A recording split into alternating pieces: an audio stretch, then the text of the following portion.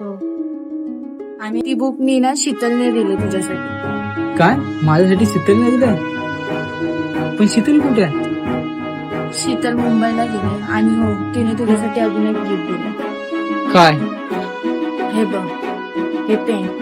पुढच्या महिन्यात तुझी एक्झाम आहे ना त्यासाठी दिलाय त्याने आणि ती तुला ऑल द बेस्ट सुद्धा बोलली. मग ती येणार नाही परत? ते काय सांगू नाही शकत. चल निघते. बाय. हा.